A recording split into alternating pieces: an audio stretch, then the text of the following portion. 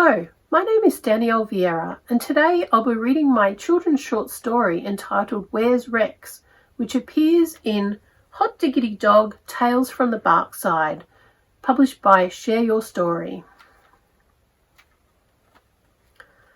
Toby tapped on the can with a spoon. "Here, boy," he called, scanning the backyard impatiently.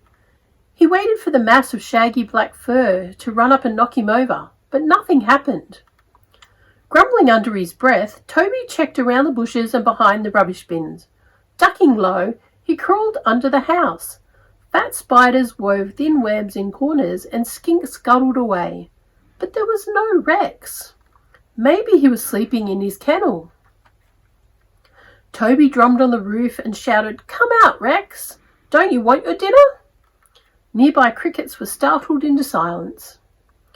Kneeling, Toby poked his head into the kennel. It was empty. Just as he was about to start searching for Rex again, something shiny caught his eye. He wriggled through the opening and edged over to Rex's frayed woolen blanket. Toby tossed aside the material and found a solid gold dog collar studded with red rubies. "Where on earth did that come from?" he muttered. Toby picked up the collar. It was heavier than he expected. He sat down and then held up the collar for a closer look.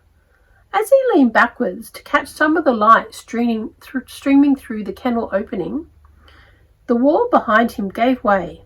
Toby and the collar disappeared into darkness, twisting and turning as they tumbled through the inky air. Seconds became minutes.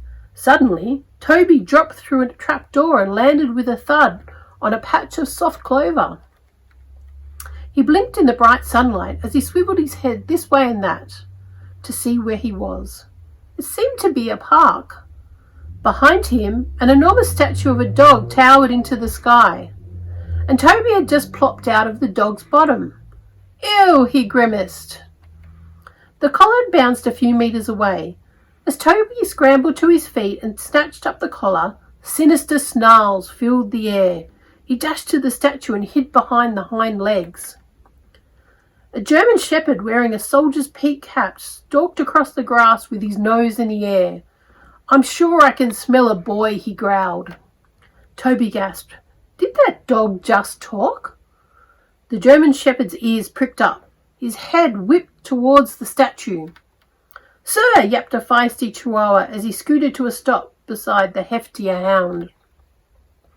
"A strange black dog has tried to eat from the king's bowl. He claims to be King Rex, but he is not wearing the golden collar." "Where is he now?"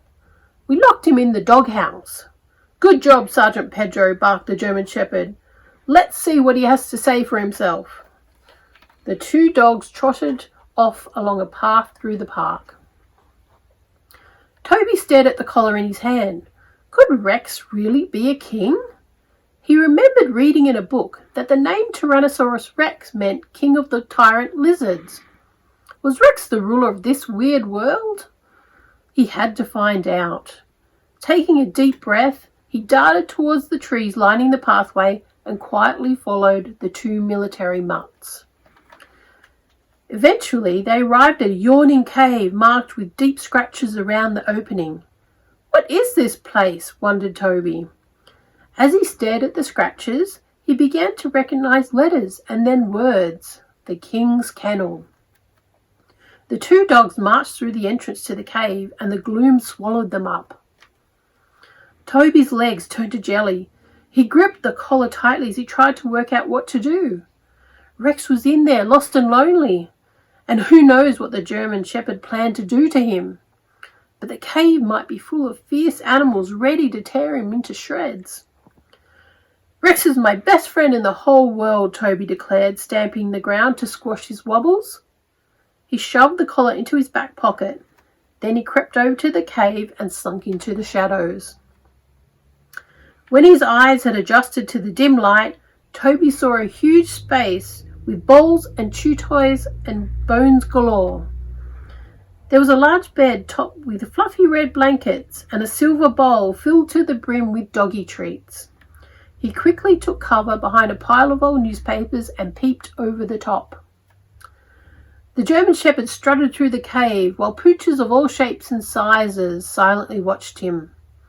He soon reached the back, where a small cage squatted in the dirt. Toby heard faint whimpering coming from the enclosure. Fear fizzled away in the flames of anger. "Rex!" he cried, and he jumped up from his secret spot. The German Shepherd bounded over to him. "I knew there was a boy in Houndland," he said, sniffing him all over. Toby stood as straight and tall and still as possible. The dog wagged his tail, pleased with Toby's courage.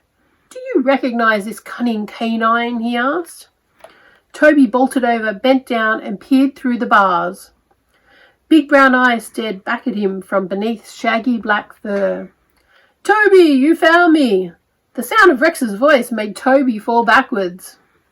Shaking slightly, Toby looked up at the German Shepherd and replied, "Well, he doesn't usually talk to me, but yes, this is Rex. And this is his collar." When he pulled the circle of gold from his pocket and held it up, a roar of yelps and yowls filled the cave. The other dogs started sprinting in circles with their ears down. Toby leapt up and yelled over the din, "Let him out!" Nudging the cave open with his nose, the German Shepherd bayed loudly and then bowed before his king. "I am eternally sorry, sire. I did not recognize you without the golden collar." Rex tore past the German Shepherd and knocked Toby to the ground.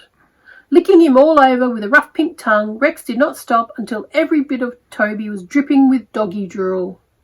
Then he spun around to face the other dogs and unleashed a powerful howl. The whirl of woofs slowed down, all eyes focused on Rex.